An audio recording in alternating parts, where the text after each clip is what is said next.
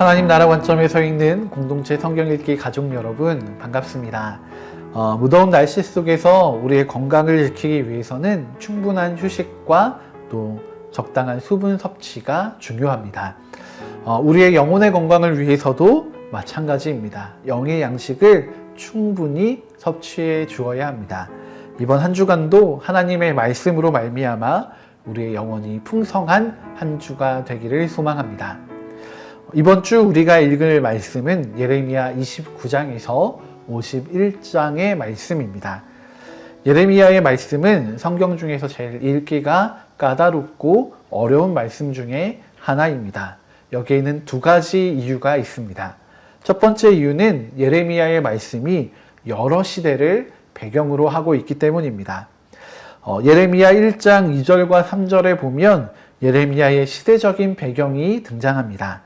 예레미야가 예언자로 활동하던 시기는 유다의 마지막 5명의 왕이 통치하던 긴 시기입니다.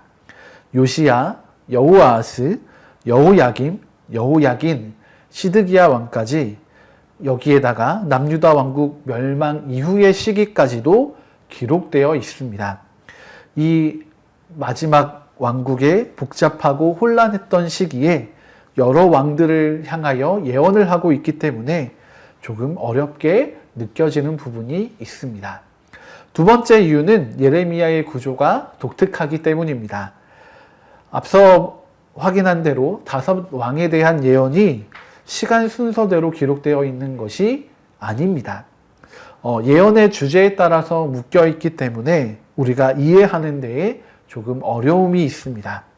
조금 복잡하고 난해할 수 있음에도 예레미야의 말씀을 통하여서 하나님께서 우리에게 주시는 분명한 은혜가 있을 것입니다.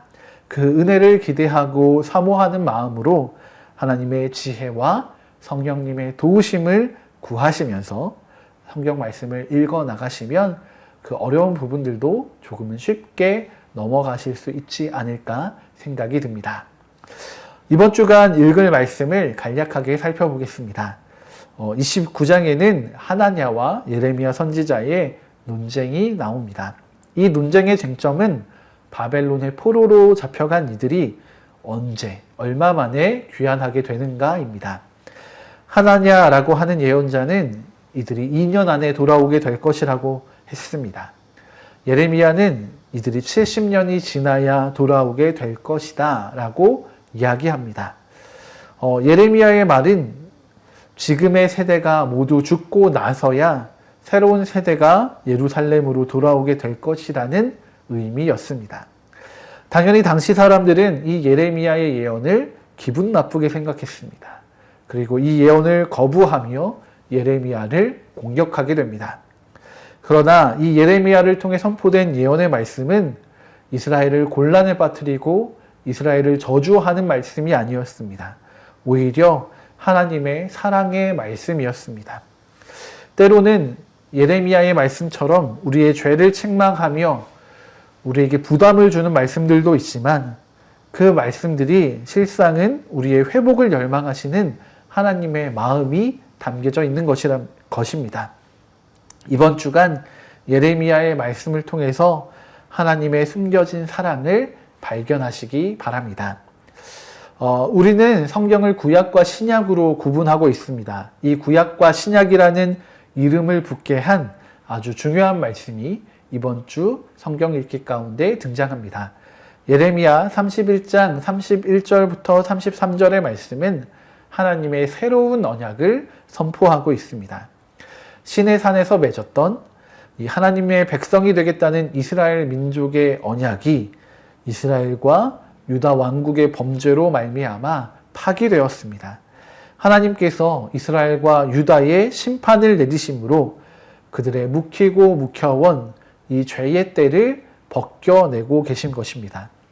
이스라엘과 유다 집에는 이제 새로운 언약을 맺어 이들을 구원하시겠다 하나님은 선포하고 계십니다. 이스라엘과 유다의 멸망은 세상의 끝과 같은 절망처럼 보였지만 그 안에 하나님의 새 언약의 구원과 은혜가 담겨 있었습니다. 오늘 우리의 삶에도 마찬가지입니다. 하나님의 구원과 회복의 언약이 우리를 향해 있음을 기억하시면서 성경 읽기를 통해 하나님이 주시는 위로와 평안을 얻으시기 바랍니다. 예레미야 45장부터 51장의 말씀에는 이방에 대한 심판이 등장합니다. 애굽을 시작으로 해서 블레셋, 모압, 또 암몬과 에돔, 다메섹 등 온 열방의 죄악을 하나님께서 심판하시고자 하십니다. 특별히 이 심판을 위하여 바벨론을 사용하십니다. 이 예언이 등장하던 때는 바벨론이 이제 막 중동 지방의 패권을 잡기 시작하던 때입니다. 아직은 약해 보이는 나라였지만 하나님의 도구로 사용되어 아주 크고 강대한 나라가 됩니다. 그런데 이 예언의 마지막에는 심판의 도구로 사용되었던 바벨론에 대한 심판도 적혀져 있습니다.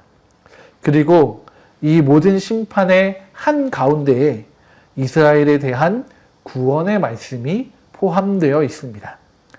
심판의 소용돌이 속에서도 하나님께서는 이스라엘에 대한 구원의 계획을 가지고 계셨던 것입니다. 그것이 심판을 통해서 드러나는 하나님의 가장 중요한 본심이었다는 것을 기억하시기 바랍니다. 예레미야는 눈물의 선지자입니다. 그가 예언을 하던 시기가 이스라엘 역사에 있어 가장 암울하고 슬픔으로 가득한 어둠의 시기였기 때문입니다. 하지만 그 눈물 가운데에서도 하나님으로부터 나오는 희망의 빛이 있었습니다. 이번 한 주간 예레미야의 말씀을 읽으시면서 심판 가운데에서도 변함없이 우리를 향해 사랑의 빛을 비추어 주시는 하나님을 발견하시기 바랍니다. 그리고 그 사랑의 빛이 오늘 우리를 향해 있음을 믿음으로 취하시고 우리의 삶의 현장을 하나님 나라로 이루어가는 복된 한 주를 보내시기 바랍니다. 결코 처음 받는 길은 아니야. 수천 년 동안